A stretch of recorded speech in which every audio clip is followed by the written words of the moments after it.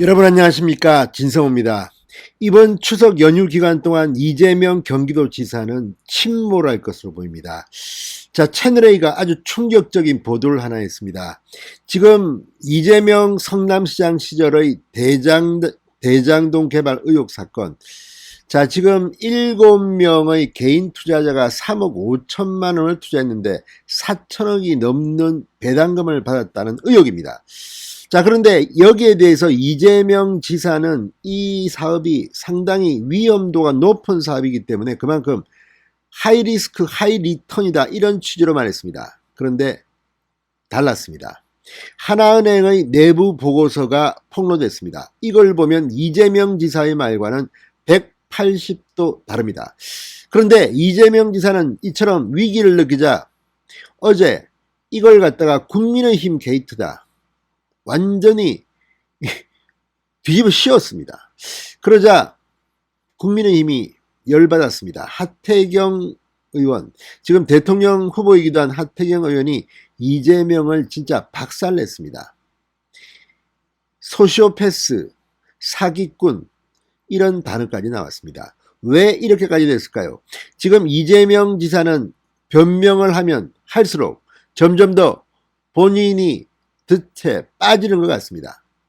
특히 이 이재명 지사의 해명은 상식적으로 도저히 납득하기 어렵습니다. 아니, 7명이 3억 5천만 원을 투자해서 몇 년 안 돼서 4천억이 넘는 배당금을 받는다면 이게 정상입니까? 김부겸 총리도 국회 대정부 질문에서 이건 좀 이상하다고 말했습니다만, 이걸 수사하게 되면 엄청난 일이 벌어질 겁니다. 이재명 지사가 완주할 수 있을지 모르겠습니다. 이런데도 불구하고 문재인 정권의 검찰, 경찰, 공수처 제대로 수사하지 않는다면 특검이라도 동원해야 합니다. 윤석열은 혐의도 없는데 그냥 국민들이 국민 관심이 높으니까 바로 피해자로 입건한 공수처, 이재명은 이대로 놔둘 건지, 지금 이번 추석 연휴가 끝나면 민심이 폭발할 것으로 보입니다. 진성호의 융단 폭격 시작합니다. 이재명 경기도지사를 융단 폭격합니다. 방송에 앞서 아직 진성호 방송의 구독자가 아니신 분들은 붉은색 구독 버튼 눌러주십시오. 더 좋은 방송으로 보답하겠습니다. 자, 이재명 지사의 해명이 정면으로 배치되는 그런 내부 문건이 발견됐다고 채널A가 긴급 보도했습니다. 자, 이 채널A는 이 사건을 이렇게 규정합니다. 대장동 개발 사업에 참여한 7명의 개인 투자자가 3억 5천만 원을 투자해서 4천억 원이 넘는 배당금을 받았습니다. 채널A의 리포트입니다. 자, 이렇게 어마어마한 고수익을 본 적이 없습니다, 저는. 그런데 이게 특혜 아니면 뭐가 특혜겠습니까? 그런데도 이재명 캠프 측은 하이 리스크 하이 리턴, 즉 높은 위험을 감수한 결과라는 취지로 언급합니다. 이게 맞는 걸까요? 이재명 지사 지난 14일 이렇게 말했습니다. 민간 사업자들이 자금 조달, 개발 업무, 분양 처분 등 모든 책임을 지고 손실 위험도 100% 분담했기 때문에 점점점. 그런데 이 사업에 7억 원을 출자한 하나은행의 분석은 달랐습니다. 2016년 당시 내부 보고서에 따르면 사업 위험도가 낮은 걸로 봤습니다. 특히 도시개발 사업의 최대 난관은 인허가다. 그렇습니다. 이거는 광급공사 아닙니까? 그러면 인허가만 따면 이거는 그냥 거저먹는 건데, 인허가권자가 성남시장이다, 이렇게 밝혔습니다. 당연한 거 아닙니까? 당시 성남시장은 이재명입니다. 사업 실시 계획 승인이 무난할 것이라고 분석했습니다. 이재명이가 성남시장인데 이거 안 해주겠습니까? 그러니까 어느 것이나 이 도시개발 산업의 최대 난관은 인허가입니다. 이것 때문에 로비도 하고 그래서 감방도 하고 그런데 이게 지금 인허가권자가 성남시장이기 때문에 사업 실시 계획 승인이 무난할 것이라고 하나은행 분석 보고서에 나온 겁니다. 자, 성남도시개발공사가 토지보상과 인허가 업무를 지원해 위험도를 낮췄다, 이런 내용도 담겼습니다. 성남도시개발공사는 지난 2015년 민간사업자 공모지침서에서 이런 내용을 적었다고 합니다.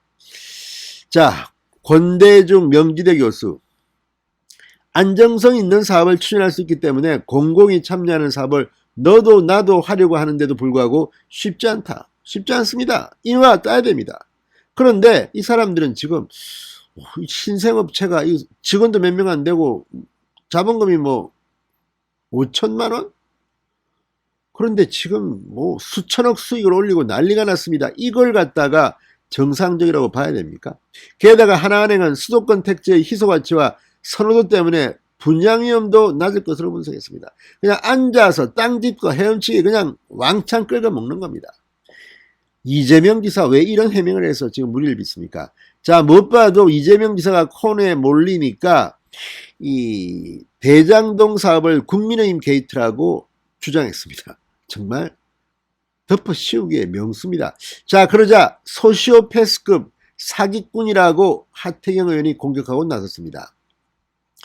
하 의원은 오늘 페이스북에 글을 올리고 대장동 게이트의 본질은 이재명 후보의 대국민 사기극이다. 이재명 후보는 민간개발 사업자들에게 돌아갈 개발 이익을 시민의 이익으로 환수한 모범적인 공익사업이었다는 허풍을 떨어왔다. 그러나 이 같은 선전은 거짓말에 불과했다는 것이 만천하에 드러났다.